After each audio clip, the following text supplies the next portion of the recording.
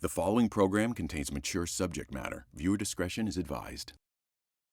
We are in the midst of the deadliest drug crisis in American history, and the culprit is opioids. As many as 65,000 people died of a drug overdose in 2016. That's more than American casualties seen in the Vietnam War. But the statistics don't tell the whole story. So we canvassed the nation looking for some answers. In our series, The United States of Addiction, Dr. Nita and Judge Mary Shanowski went to ground zero of the drug crisis in Dayton, Ohio, while our producer Leslie investigated how these deadly drugs are coming through our borders. We know pharmaceutical opioid abuse can be deadly, but there's something even deadlier flooding our streets. That's black market fentanyl, 30 to 50 times stronger than heroin. And our producer Leslie investigated how it's being used in counterfeit pain pills that may appear completely harmless. In Los Angeles and heading to San Diego, where the San Ysidro port of entry lives.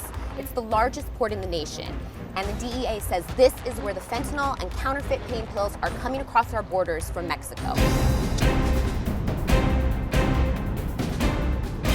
We're at the undisclosed location right now, about to meet Special Agent Amy Roderick.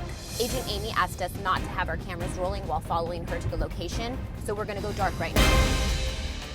Put in perspective to me this new trend you're seeing, which is fentanyl, and why it's so much more dangerous. Fentanyl is so dangerous because it's 30 to 50 times stronger than heroin.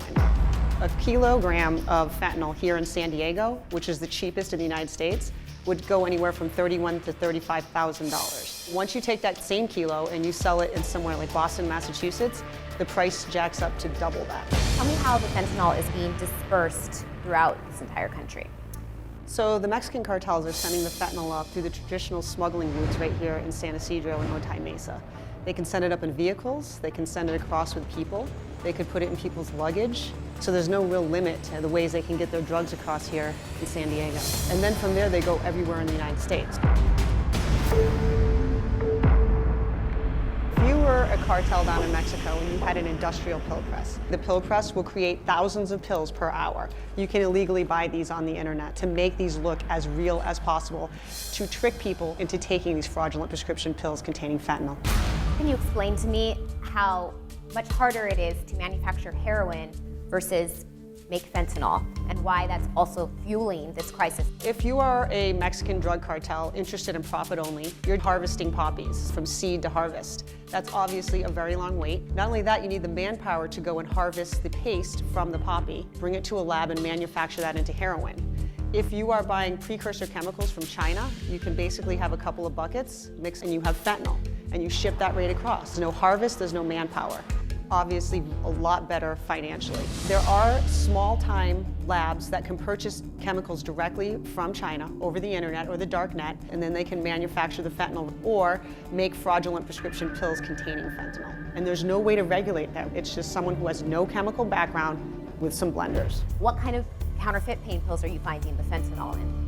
Oxycodone, Norcos, but we've also seen it in drugs such as Xanax, which is not an opioid. Pill shopping for any kind of drug on the street is like playing Russian roulette. So what I want to do right now, Leslie, is take you into our DEA lab to show you how powerful and deadly this fentanyl really is. Before we get started, I want you to get suited up. Just 2 milligrams is considered a lethal dosage of fentanyl. It's really hard to actually see. Just this amount can kill a human being. Is enough to kill a human being. To kind of put it in context, a packet of sweetener contains about 1 gram of material. If you had fentanyl of 1 gram amount, that'd be 500 lethal dosages. When I'm actually handling fentanyl, I have to protect myself. So I have Narcan just in case I might come across exposure.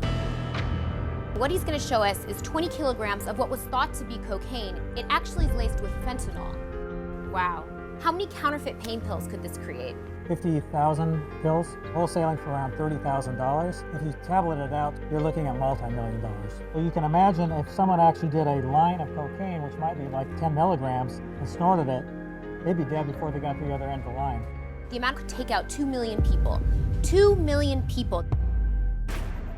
Everything you see right here, they look just like the real thing. More than 20,000 oxycodone, which are the most popular pain pills on the streets. The one on the left is a real oxycodone, and the one on the right is a fake one. These tablets are really good quality, and even to a trained analyst, I can't tell the difference. If each one contains some fentanyl, then potentially 10,000 tablets could be thousands of lethal dosages.